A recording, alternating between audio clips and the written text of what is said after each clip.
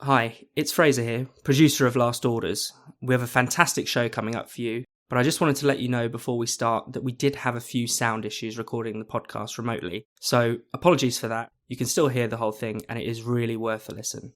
Enjoy the show.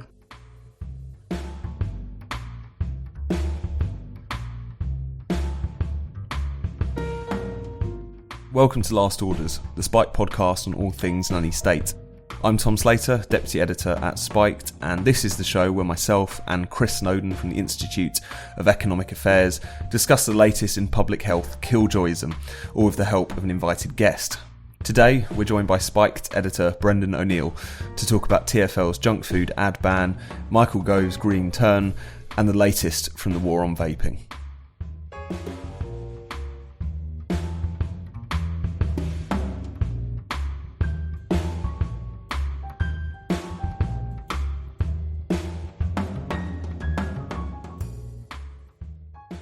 Hello and welcome to Last Orders, the Spiked podcast on all things nanny state. I'm Tom Slater, Deputy Editor of Spiked, and today I'm joined down the line by the IEA's Director of Lifestyle Economics and the author of Killjoys, Chris Snowden. Hello, Chris. Hello, how are you doing? Good, very good. And also joining us down the line today is our extra special guest, Spiked Editor Brendon O'Neill. Hello, Brendon. Hi, Tom. So, to kick things off, let's talk about Transport for London's junk food ad ban, the rollout of which is getting more and more kind of mental by the day. So listeners will remember that a ban on junk food advertising was introduced across TfL recently. Most people thought this would just mean, no ads for KFC and McDonald's or any of those other kind of eateries that people like to sneer at. But it turns out that it's been catching all kinds of other things in its net. Last month we were talking about a woke ethical food company that was having images of butter and bacon scratched from its ads. Now we learn that TfL has been purging some of its own transport advertising for daring to feature images of cake or ice cream or packets of crisps. So, Chris, you did a little kind of investigation into this for Spectator Health. Can you tell us a little bit more about what you found? Yes, happily. So last month on the podcast of Andrew Doyle, we discussed the fact that this extremely woke, ethical, wholesome farmers market type food delivery company had been taken to task over their advert for bacon and butter and stuff. And I didn't think it could get much better than that. I mean, that was perfect. Within about a week, everything I've been warning about happened in the funniest possible way. It couldn't really be any better unless it maybe had involved Jamie Oliver or Hugh Fearnley-Whittingstall. But then we get this, which I dug up the rules. And when you look at the detail of what they had to do, it's just comical. I mean, really funny stuff. So I won't go through it all because they had to do a lot. But the main thing they had to do was change what they call their cultural maps. So the cultural maps are these kind of cartoons that I guess are somewhere around the tube, mainly, I think, for the benefit of tourists. And they just show you what you can do at each tube station, basically. So at such and such a station, there'll be a cinema. But to illustrate that, they'll have some popcorn there. But, of course, popcorn's a junk food, so that has to be airbrushed out. In Brixton, I think there were people eating pizza, so that had to go. In Brick Lane, it was a picture of a curry, and that's too high in salt and saturated fats, so that had to go. And so I saw all these emails in which TfL are frantically messaging their ad agency saying, look, we're in big trouble here because there's some people having a sandwich and a picnic in Hampstead Heath. It's got to go. And there was also this advert for air conditioning. TfL were very keen to tell you how well air conditioned the tube is, which is news to me. But anyway, they were advertising that, and they used a cartoon snowman, not a real snowman, with an ice cream in his hand. And of course, ice cream is junk food. So there was several emails discussing what they're going to replace the ice cream with, and should it be a cup of coffee? And then they decided, well, no, it's not very realistic because if he drinks a coffee, he'll melt. So they replaced it with some sunglasses. I definitely urge anyone to go and read it because the level of detail that you've uncovered is very, very funny. Brendon, the term kind of Stalinist gets a bit overused, but this is pretty mad. This is pretty up there, isn't it? Kind of screening your own advertising for anything that might be blasphemous in that sense. Yeah, it's really crazy. I mean, Chris's article on it is brilliant and thorough and terrifying. And my favourite was, in fact, the Transport for London advert that had a picture of a nice biscuit in the shape of a bus. And they even had to get rid of that because it featured a biscuit with some sugar on it. But the thing is, there's something about this censorship which just feels really pre-modern, because what they're essentially saying is that these images are evil. They're so evil they have to be completely erased from public view when people are traveling on the public transport system. And there are so many layered aspects to that which are worth picking apart. The first is this idea that people are so stupid that they will just see a picture of a biscuit and immediately go out and gorge themselves on biscuits in a way that is unhealthy. The second problem is the idea that there's anything particularly wrong with that there's anything particularly wrong with someone seeing an advert or an image of a burger or some popcorn and then wanting to have some of that stuff. But there's just this, I think Stalinist is actually a fitting word in this instance, because it really is this impulse to cleanse the public realm of anything judged to be incorrect or overly tempting or wicked in some way. And it just feels like, hundreds of years ago, certain words or phrases or belief systems would have been completely banned from the public sphere in case they pollute men's souls. And there's a very similar dynamic going on here, where you have these bureaucrats who are devoted to the erasure of images of food from the underground system. And I think sometimes it's really worth us just thinking about how insane that is, how utterly insane, how utterly paternalistic. It's a really very strange form of censorship. And what was quite striking about all of this, Chris, was that the people involved seemed to know how ridiculous it was. You quote one exchange between Time Out magazine and TfL's customer marketing and behaviour change manager over an ad featuring a moon that resembles a Christmas pudding. And at one point, the TfL kind of bureaucrat says, just remove the icing sugar and the holly, and so it's 100% moon rather than looking like a pudding. And then follows up with, I cannot believe I'm writing the above sentence. So is that, is that a sign of encouragement, maybe, that people are realising how ridiculous this is? But then again, they are still going along with it, aren't they? Well, any sane person's got to find it ridiculous in their heart of hearts.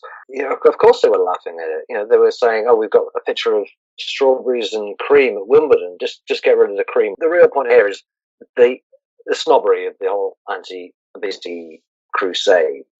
It was pretty obvious that when Sadiq Khan and these other public health nutters were trying to clamp down on so-called junk food advertising, they had a small handful of big American fast food chains in mind, because that's what they see as junk food. And legally, they couldn't just focus on these guys. Literally legally, you can't just isolate McDonald's and KFC and say, that's advertising anymore. It has to have some kind of scientific backing. And so they use the HFSS system, which is high in fat, sugar, and salt. But once you do that, of course you get rid of cream. I had people on Twitter going, how can they say cream is a junk food? Of course it's a junk food. It's really high in saturated fat, probably pretty high in sugar. You can't be gorging yourself on cream. Same thing with the Farm Drop episode we talked about last month. When you're talking about junk food, you're thinking about the Big Mac, you're thinking about Pizza Hut. Well, I'm sorry, we can't just clamp down these companies just because you don't like the people who you associate with it. You've got to do the whole thing. And so the government gets itself tied up in knots when it has an agenda which has to be unspoken because it's so blatantly snobbish, but they have to kind of find a legal way to express that, and they end up taking out a lot of the things that everyone just thinks are normal, are ordinary, because they are. Strawberries and cream at Wimbledon is normal. Having a sandwich in a park is normal. Technically, yes, it's junk food, but that only shows how insane the definition of junk food is. So, Brendan, do you think some of this stuff will just start to, collapse under the weight of how insane it is? I really hope it does, and certainly people should push it in that direction.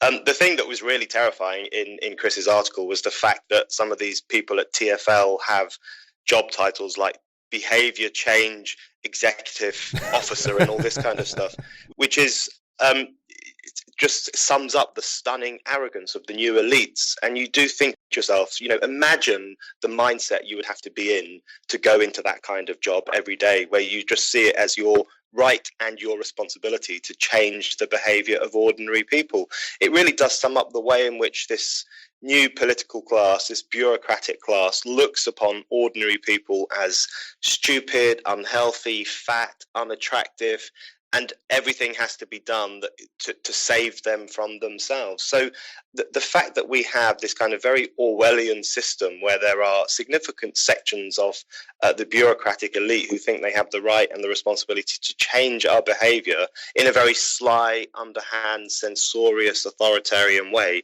that should scare everyone. That really is a pretty terrifying state of affairs.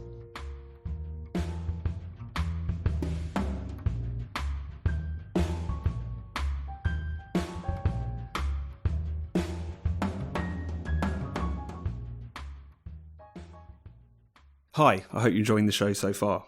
So, as Spiked readers and listeners to this podcast will know, Spiked has no paywall and no subscriptions. It's contributions from our readers, from our listeners that keep us going and growing. So to those who already give, thank you very much. And if you'd like to make a donation, or even better, set up a monthly donation, just go to spiked-online.com and hit the big red donate button in the top right of the homepage. Anything you can give really is greatly appreciated. Now, back to the show. So next up, let's talk about the Environment Secretary, Michael Gove, who, as many will know, has been making a bit of a splash at the Department for the Environment, Food and Rural Affairs. He's been hugging puppies, banning straws, and is now proposing a national mandatory bottle deposit scheme to tackle the scourge, as he sees it, of plastic pollution.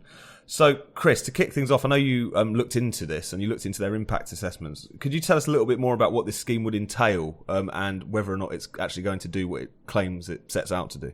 Well, I genuinely came into this with an open mind because call me a wetty or whatever, but I do think there is a genuine problem. And Gove very much proposed this deposit scheme on the basis of it saving the oceans. And straight away, I was a bit suspicious because I really do have my doubts about how many plastic straws and plastic bags and plastic bottles used in Manchester end up in the sea. So I looked at the impact assessment and I was interested to see that they don't mention the ocean at all, really, in it. There's no claims about benefits to marine pollution. They focus entirely on litter, which again is a valid concern, and no doubt there are a lot of bottles and cans disposed of in the streets, and probably a deposit scheme, which, to answer your question, would involve you paying a 20p or 10p deposit on a bottle, and then you'd have to go to some machine somewhere or go to a manual collection point somewhere and redeem it. But at the same time, it's a lot of hassle, it seems to me. We have very, very comprehensive curbside collection in this country. It's nearly 100% of households have their they have their blue bins and their black bins collected on a weekly or fortnightly basis. And it's a very easy, pretty much costless from the point of view of households, way to do recycling. And actually our recycling record isn't that bad. For all you hear about plastic bottle pollution and all these billions of bottles going to landfill, it's 74% for the single-use beverage bottles that are going to be involved in this deposit scheme. So it's not fantastic. Some of the places that have deposit schemes like Norway have up to 95% recycling rates. There is probably more that can be done. But when you look at the cost of getting that last bit, going from 74% to maybe 85%, which is what DEFRA thinks they could achieve, it's enormous. I was amazed that they're looking at a setup. In the first year, the setup's going to be more than £1 billion. And that is going to come from what they call producer fees, which are going to be paid to this new quango that's going to be set up, and also from unredeemed deposits. But either way, it means basically higher costs for consumers. So it's people like us who are ultimately going to foot the bill, as usual. So more than £1 billion in the first year. The running costs thereafter are £814 million, they reckon. So I thought, well, okay, fair enough, but what's the benefit?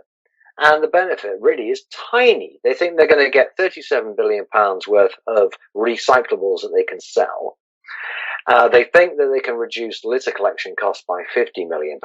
I think that's optimistic. It's still not a great deal compared to the overall cost. And there's £12 million in greenhouse gas savings, whatever that means. Well, regardless of whether these are realistic figures, it's less than £100 million for an 800-odd million pound outlay every single year. It's just not cost effective. So the impact assessment suddenly decides that there is nearly £1 billion worth of kind of emotional benefits for people seeing a bit less litter in the street. But they then ascribe £986 million as being the intangible psychological benefit of that to the British public, which coincidentally just pushes it over the line. It seems to me rather dubious, but even more dubious is the fact that they don't look at all at the unpaid labour that we're all going to have to carry out. However many millions of households every week having to store all their empties at home, put them back in a car or stick them in a carrier bag and cart them back off to some reverse vending machine, which is probably broken, certainly have a queue in front of it, to get a voucher out that you have to take somewhere else to redeem for 40p or whatever it may be. That's real labour. That's real cost. And I estimate that to the best part of £2 billion. So any realistic cost benefit analysis shows that this thing is just not worth doing. And the more you think about it, the more this kind of plastic obsession and the way in which they're going about it seems to me the most oddest and strange kind of crusade that the politicians have come up for a while. The main spur for it, as you say, Chris, was Michael Gove and many other people watching David Attenborough's Blue Planet 2 and seeing these images of turtles and marine wildlife choking on plastic straws, I guess. But as you point out in the piece you wrote about this, Chris, the plastic pollution is a problem, but 10 rivers transport about 88 to 95% of it, and 8 of those are in Asia and 2 of them are in Africa. So, Brendan, what do you make of the way in which this has become, the plastic crusade, banning straws has become, one of the things that the Tory party can at least get done and feel good about, yet it just seems to be one giant virtue signal, surely?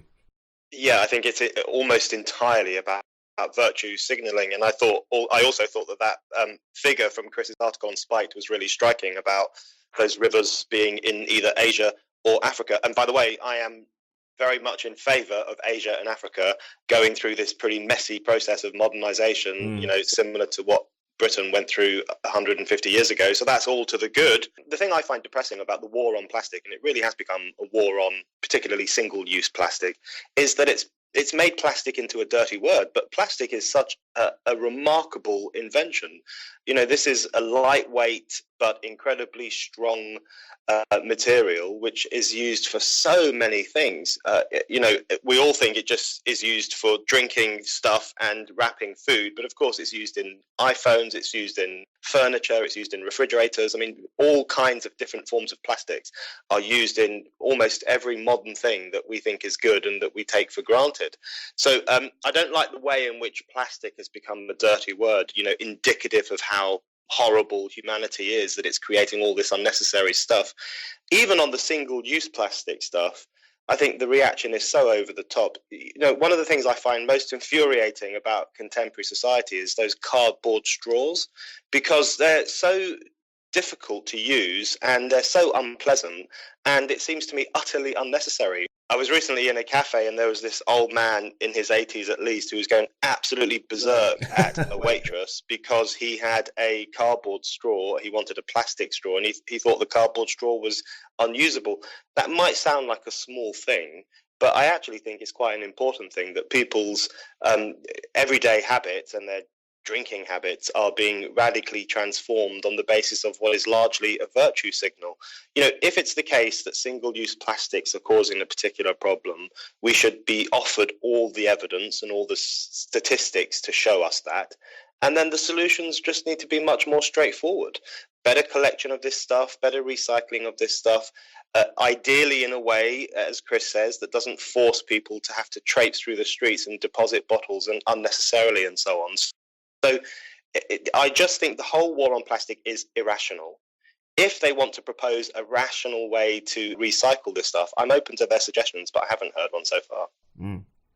And Chris, you say this is in the article you've written and in the paper that you wrote for the IEA, you point out how kind of costly this is. Do you see this scheme as something that's actually going to come to pass, or is this something that's going to be kind of left on the cutting room floor as all the attention shifts back to Brexit and all the rest of it? Oh yeah, I have no doubt whatsoever it's going to go ahead. I mean, Michael Gove has just lost his mind on this kind of stuff, unfortunately. It's very sad to see, because I think most people think he did a pretty good job at the Department for Education, but God almighty, he's gone native at DEFRA. It's so depressing, and it's such an obvious response to one documentary on TV as well. This is the kind of mindless government that we have now.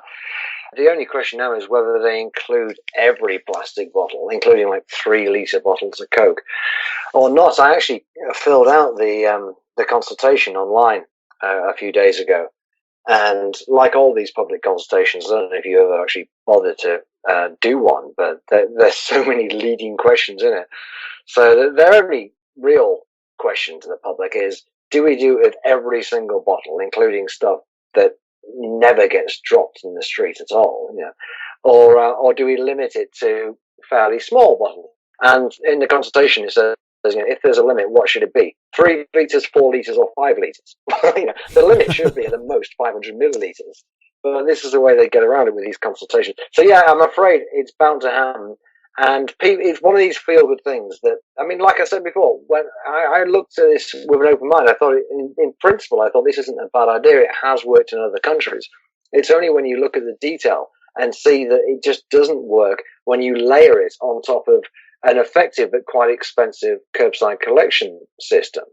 That's the problem. It makes no sense given where we already are. There are so many other things we could do if we want to increase recycling rates, but we're not putting this stuff into the ocean. That's the point. We are not really putting this stuff in the sea. The plastic straws people are getting in pubs are going in the bin, and at the worst, they're going into landfill, and landfill is not a problem. Brendan, just finally, not to get too kind of psychological about this, but what is it about plastic, do you think, that so enrages people? Because it does seem to kind of map onto that sense that a lot of people have, a lot of the kind of the green elite, shall we say, of this kind of disgust with modern society, that really kind of consumerism, that really summed up in the kind of single-use plastic item. Do you think that's part of what's driving this, and why, even in the face of the evidence, this kind of crusade carries on? Oh, definitely. I think plastic really horrifies them. It makes them feel physically ill. You can imagine them on the tube or something, seeing someone drinking from a plastic bottle and just feeling completely horrified by it, because it sums up the ease of modern life. To most of us is a step forward, because it means that people don't have to worry about where their rubbish goes, and can hopefully trust that it will be dealt with in a pretty rational way. But to them, that's a horrible prospect, the fact that society has become easier for people to live in. Plastic really just sums up their contempt and their disgruntlement with how modern society is moving ahead.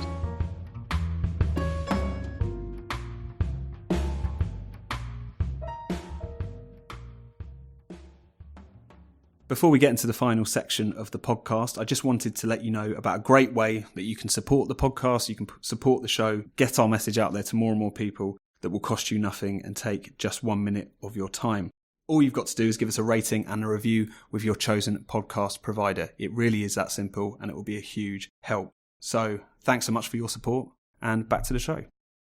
So finally, let's talk about vaping. Hardly a day goes by without another scare story about e-cigs, despite them, as we've talked about many times in this podcast, being a bit of a public health miracle. They're still something which are constantly coming under attack from this kind of unholy alliance of regulators, nanny-state types, and of course the tobacco industry. And in the US in particular, the anti-vaping campaigning seems to have only been stepping up over recent months. And just to kick off this discussion, we want to talk about a particular clip that was doing the rounds on Twitter recently that really was something else. So let's have a quick listen to it, and then we'll dive into the discussion.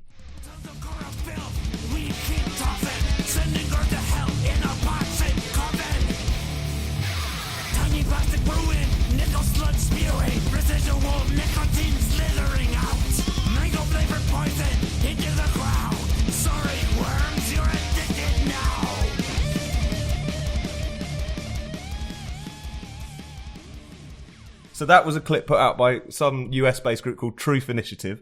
So it's a kind of heavy metal public service announcement about e-cigarettes and how they're making worms addicted to mango-flavoured poison. So Chris, your reaction to that clip, which I know you blogged about, and then just a little bit about where we're at with the kind of anti-vaping crusade in general. It was such a funny video. I had to watch it 2 or 3 times just to make sure I wasn't missing the joke, just if it wasn't some kind of double bluff.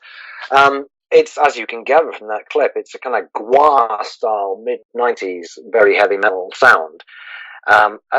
With just these lyrics, it's honestly beyond parody. The context of this is that although in Britain we've had a remarkably sensible approach to e-cigarettes, and I don't often praise public health, but in this respect, public health England have pretty much led the world in sensible regulation of e-cigarettes and actively encouraging smokers to switch to them, which seems like a no-brainer if you're in the United Kingdom. It doesn't seem that It doesn't seem like that in much of the rest of the world, and especially not in America.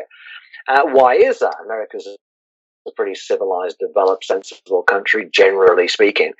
And yet, they've had an incredible scare, particularly in the last year or so, over Juul. They've had, in fact, the same experience as Britain, actually. If you look at the statistics, smoking rate has gone way down, much more sharply than it had done before, at the same time as vaping's been going up. And that's now starting to turn around again, actually, because of this big scare about vaping. What I think is actually going on is you've got very big vested interests. So the Truth Initiative, who made this video, they are effectively state funded. Something happened in America in 1998 called the Master Settlement Agreement, which was this big court case in which the tobacco industry in America agreed to pay individually to the US states a large sum of money every year. But that sum of money was based on cigarette sales. So you've got states in America, virtually every state in America, is literally dependent upon cigarette sales for its income. If everyone stopped smoking tomorrow, states would be in serious trouble. So whether you like to believe it or not, these guys actually want you to keep smoking. And vaping is a massive threat to that. At the same time, it's obviously a massive threat to the conventional tobacco industry. And the tobacco industry had reacted to that in a fairly predictable way. They started investing in e-cigarettes and other reduced nicotine products. So Altria, which is basically Philip Morris, which makes Marlboro cigarettes, amongst others, have bought a big share of Juul. Makes sense, it's fair enough, you know. But the fact that they bought a big share of it means that the anti-vaping extremists, for whom this is literally just a moral crusade, it's not necessarily about money for them, they're just, you know, they're Puritans. They can say, even more than they did before, that vaping is a big tobacco trick. It's there to provide a gateway to smoking for young people, blah, blah, blah, all this kind of stuff. So you've seen stuff happen in America, which is just off the scale stupid. It's insane. And this video is a perfect illustration of that. And I'm just struck by the fact that there are various countries around the world at the moment where it's completely legal to smoke tobacco, but vaping is banned. You know, just the ridiculousness of that is huge. Brendan, what's your take on all this? I think Chris is right. Britain, surprisingly, has had a pretty sensible attitude most of the time. You know, even the NHS had an article on its website a few months ago, or a couple of years ago, about how vaping was far safer than smoking, which everyone knows, of course. When you vape, you don't get the tar that you get from cigarettes, you don't get the carbon monoxide and so on. So everyone knows that, but it's still surprising because of the public health tyranny we live under to hear public health people make that point. But I think, you know, there are still a lot of people out there. On the one side, you have the tobacco industry in the US in particular, as Chris talks about, who have a vested interest in not making vaping as popular as it might otherwise be. On the other hand, you know, there's always these scare stories about teenagers vaping. There's often scare stories about the flavors that are added to vaping, which might make them more attractive to young people and so on. So all that scaremongering is still going on. I think it really demonstrates that the anti-smoking thing, the anti-smoking tyranny of the past 10 to 15 years is really not going to stop anytime soon, because it wasn't simply about making people stub out their cigarettes. It was really an advance by the public health lobby into more and more areas of life, into the workplace, into the public house, into bus stops, and even cars with children in them, and all these other various areas which they have colonized through the anti-smoking initiative. And I think what we're going to see in the coming months and years is that they're not going to be particularly happy if people are now walking around vaping. And I wouldn't be surprised if they try to institute some rules against that too, because they've got a taste of their power and they've got a taste of their ability to change how people behave and to control what people can do. So I wouldn't be surprised if even in the UK, but certainly in other parts of Europe, we will see the increasing problematization of vaping, even though everybody knows it is far safer than smoking. And Chris, we should say that in the US, a lot of the anti-vaping campaigning is based on this idea that there is this kind of epidemic of vaping use amongst young people, that it is a gateway to smoking. I mean, what do you make of those claims in particular? It's remarkable, I think, how few non-smokers take up vaping. And I think, realistically, a lot of that is down to the fact that it just doesn't look very cool. Whereas the Juul, I don't know if you've seen the Juul, but it kind of looks like a USB stick, which doesn't sound that cool. I mean, in fact, it isn't, but it doesn't look as stupid as the thing I use all the time. That has probably got a certain cachet. And there's no doubt that there are non-smoking teenagers who've taken up the Juul and some who've taken up conventional vaping. But that is bound to happen. If they weren't doing that, they would be taking up smoking. It's you've got to look at the counterfactual here. You've got to look at the parallel universe. So if all you care about is public health, then you should still be in favour of vaping, because it's getting a whole lot of kids who would otherwise be smoking to take up vaping. And so vaping is one of those very few issues where libertarians like myself can find common cause with the more sensible people in public health.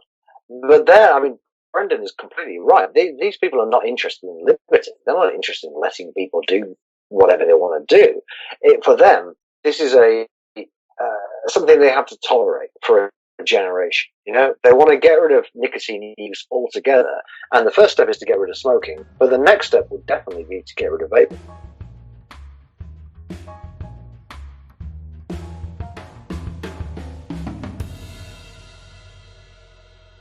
You've been listening to Last Orders. If you enjoyed it, be sure to subscribe to this podcast wherever you get your podcasts. Do take a moment to give us a rating and a review. And if you'd like to support Spiked directly, please do consider making a donation. Just go to spiked-online.com and hit the big red donate button. Thanks for listening, and see you next time.